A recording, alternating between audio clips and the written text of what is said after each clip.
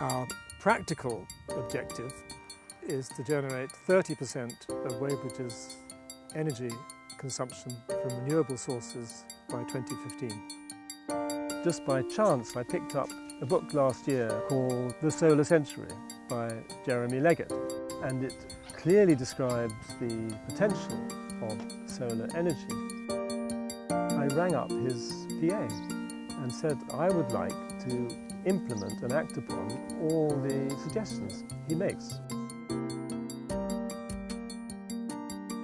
People say the oddest things, such as that these technologies don't work. Does it actually work though? Does it actually make electricity? Yeah.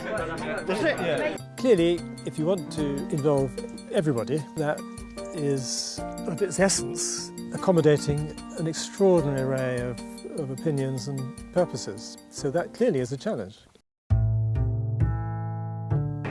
Today I have been counting people in and welcoming them, showing them around a little bit what's happening.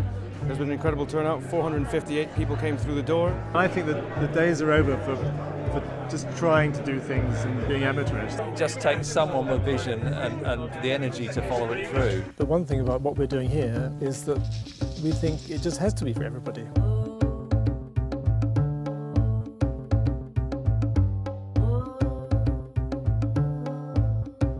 Ten years ago, it was difficult to get people interested, and it's thrilling to see it moving into the mainstream.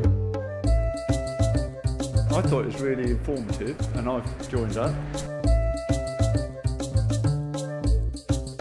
To get from, a few months ago having an idea to this is an incredible achievement. Definitely feels like a shift in awareness and turning it from kind of theory to reality. You've been doing it this long, you can almost become jaded, so this sort of thing that's happened today is an affirmation of what we've been trying to do all along, really. Having just attended the REN meeting in Weybridge, I can say I will use my position as Mayor to put all my weight of my office behind what they're trying to achieve, to promote it as much as I can. Looking at it cynically, the planet will survive whatever we do to it, but people might not. And I'd like to think there's a future for people too.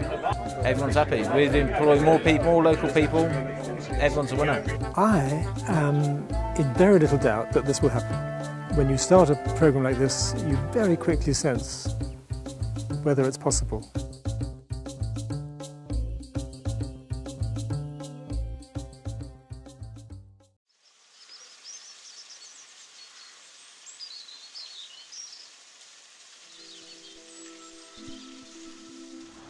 Hi there, Andy Tanner. What would be the timescale if we were to give you the go-ahead? When would you be able to start the installation? What motivates me is to get as many solar panels on the roof as possible. And if I'm not doing that, then I'll probably go surfing. We've just started doing our first installs under this REN project for the Weybridge Renewable Energy Network. So the potential is fantastic. Each one of these is 235 watts. Come with a 25-year warranty to be 80% efficient. Silver frame, slightly bluey tinge.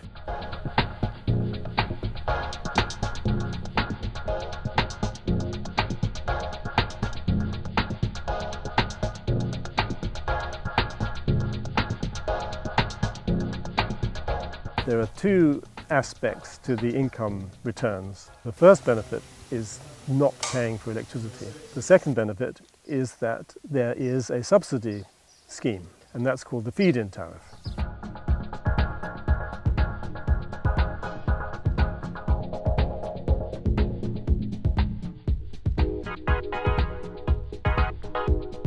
The main driver behind the industry right now is the feed-in tariff, which is a really exciting and positive initiative that the government have introduced. That means that suppliers have to buy back all the electricity that's been generated.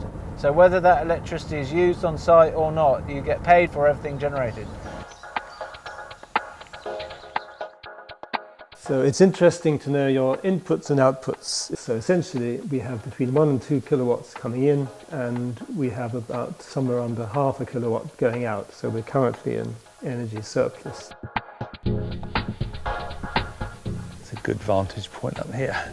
They're the first installations that we did for REN. That would probably power 2/3 of what they would use in a year, but it will certainly more than pay the electricity bills. Good to get something on the roofs at last, and now there's lots of others following it up.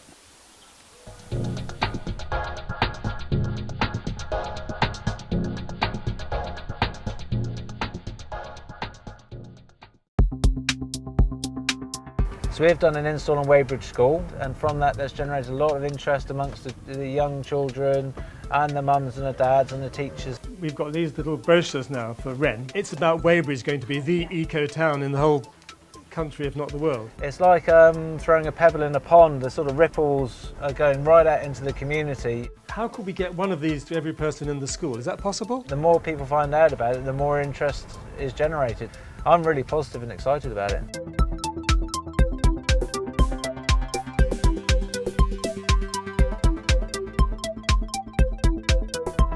So we've got 4 kilowatts on this roof here. It's a Cornish Delabole slate roof. It's a beautiful combo of the old and the new. This is a John Betjeman Centre, which is sort of a day centre for more senior citizens, and this is producing all of their electrical needs in the year. So it's made a big difference to their ability to actually operate and run this centre. These people are acting as the pioneers to push this technology forward and promote it in their community.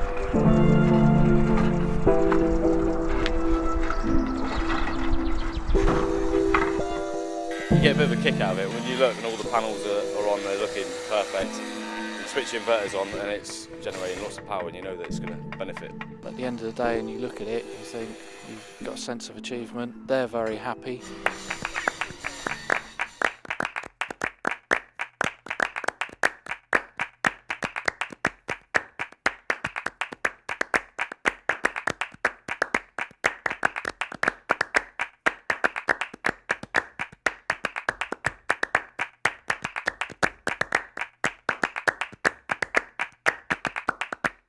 We must produce about 15,000 megawatt hours per year in order to reach our targets. You can't do that with small domestic installations alone.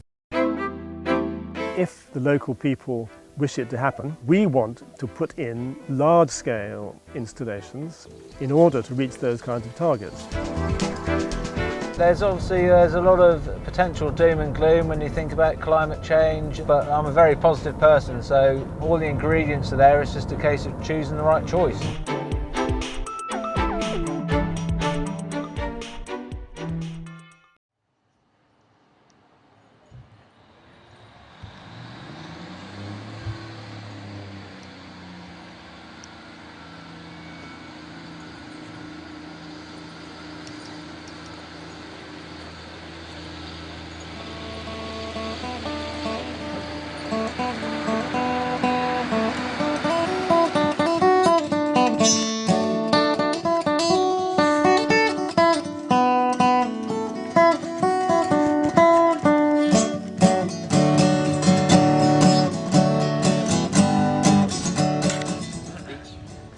Just by chance, I picked up a book last year called The Solar Century by Jeremy Leggett, and it clearly describes the potential of solar energy.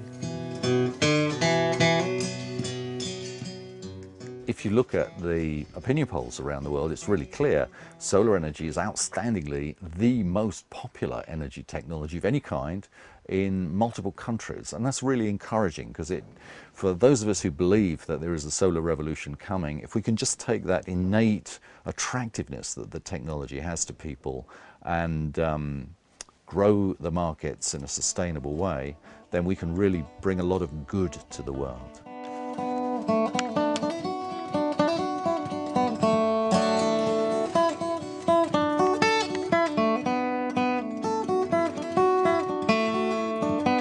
The momentum is increasing quite considerably.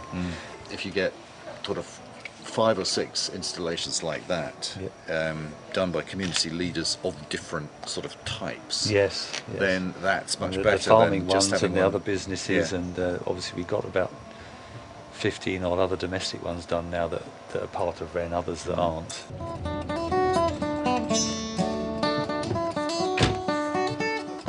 Hi there. I'm Adrian. Hi Adrian. Jeremy. Nice to meet you.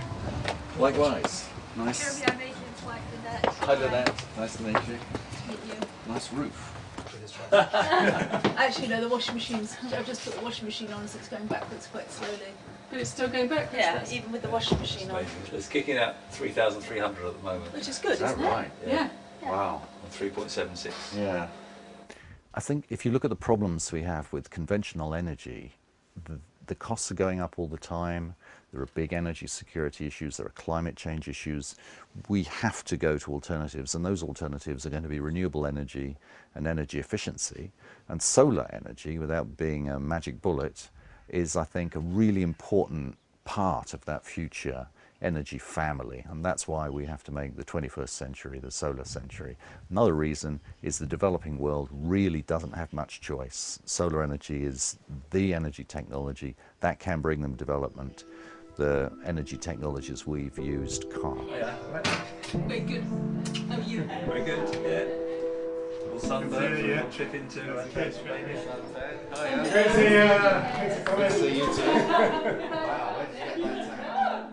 One reason why we had over 600 people in our town hall was that we were expressing things which are positive and attractive, particularly the economic benefits. Yes. And people who see all the things we're talking about see it anyway, you don't need to explain it to them. Just that idea of autonomy and protection from personal economic threat. If we're going to extend anything of what we're doing here more widely, I think it's those sorts of things to make it seem easy and attractive, individually and communally beneficial.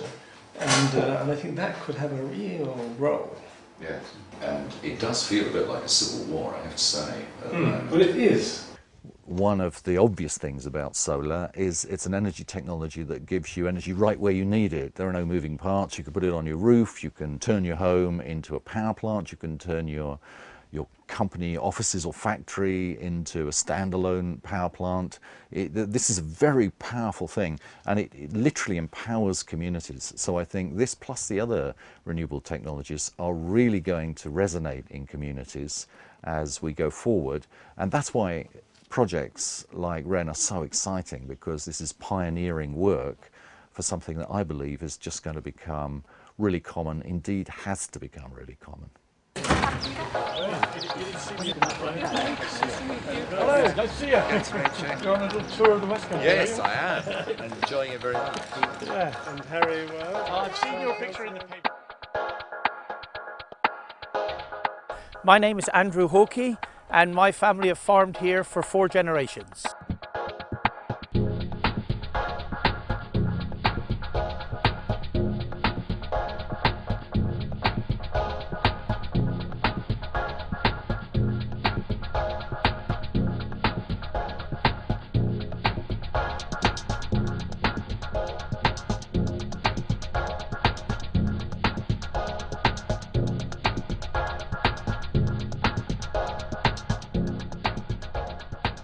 It's been a long slog. It was a year ago, like I said in the film, at Royal Cornwall Show.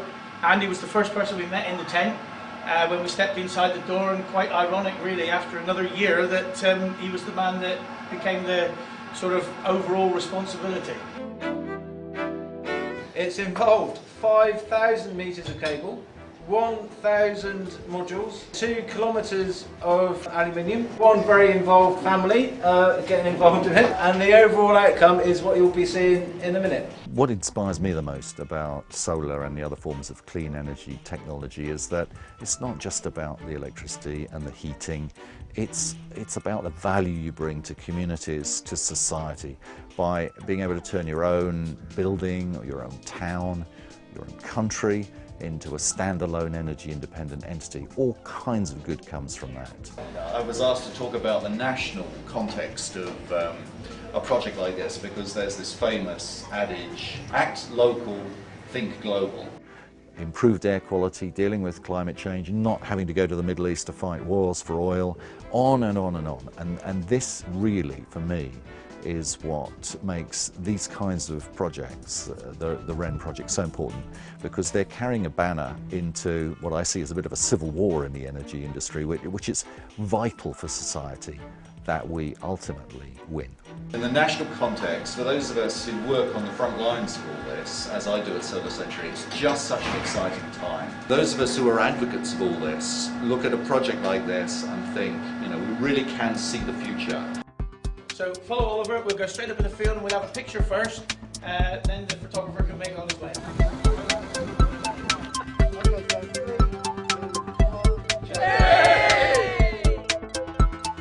I think copy what's going on around you in places like Wadebridge. Look at the models you like best and look at what people are doing. Go visit the installations like the ones I've seen today and see how easy it is to do. And you will wind up saving money for your communities, empowering your communities, in many cases bringing jobs to your communities, and a whole list of other benefits.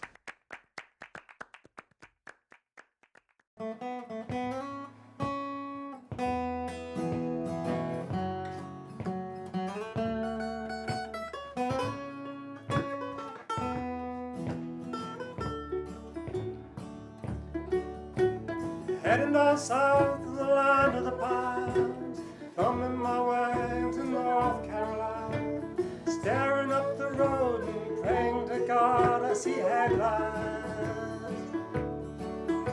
I think we've got a fantastic community in North Cornwall where we're all very involved and we work together as a community in all aspects. So renewable energy is just the next step. We're making money as a community, we're dividing it up as a community. It's a win-win situation, I think. Rock me mama like a wagon wheel. What I think Wren can really do for the community is the education aspect of teaching kids the importance of insulation, showing them that energy is something that's very scarce and we have to look after it and conserve the energy in usage, in recycling, in all ways like that.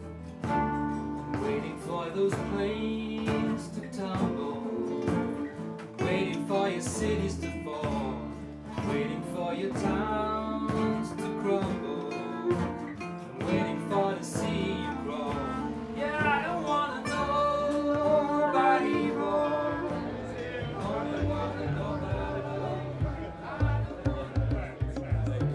As we've heard, it's like discovering oil at the turn of the last century in Texas, and Cornwall can have an absolutely emerging. So, welcome, wonderful turnout, that's just absolutely great. Actually, it's going slightly full circle because this, to some extent, did start at the Eden Project when the Mayor and I had been to a conference just hosted at the Eden, and there was a lot of talk about the potential for doing something about renewable energy, and we thought other everyday things are in the high street, why not have an energy shop in the high street so that it's completely accessible and an everyday thing. There's lots of people who have been heavily involved and have done an incredible amount of work behind it, but the real drive behind it, I suspect, just like the Eden Project, you need a personality and a character and an intelligence to see it through. So I'd like to shake his hand.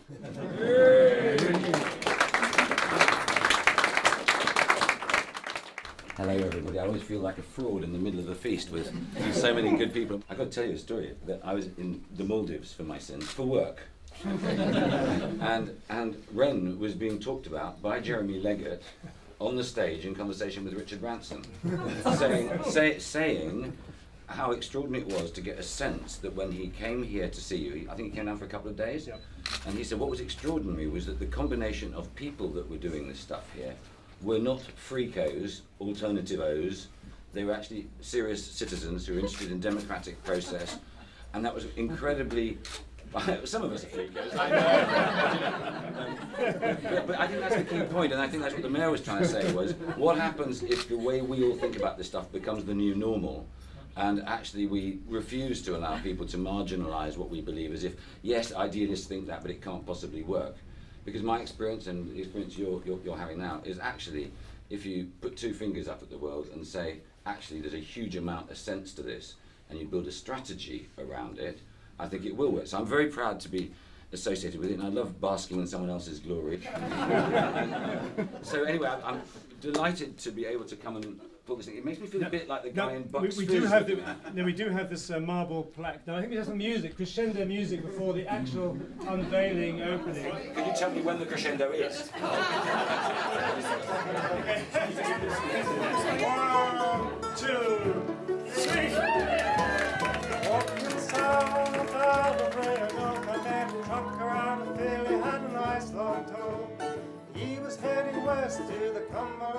key things I think that have led to our success. Firstly, we have expressed this entirely as an economic programme of benefit to individuals, to households worried about their energy bills, turning energy from a cost to an income. Second, it has to be for everybody. The people who already have these ideas don't matter. They're with you. You just have to work with everybody else. So we work with the Town Council, Chamber of Commerce, churches, schools, so that everybody is involved in what you're doing. And I'd say the third and most important thing is that you can't fail. Because if you approach things in this way, you're just on the right side of history. This is the way it's going. And so there may be few setbacks, but you're going to succeed.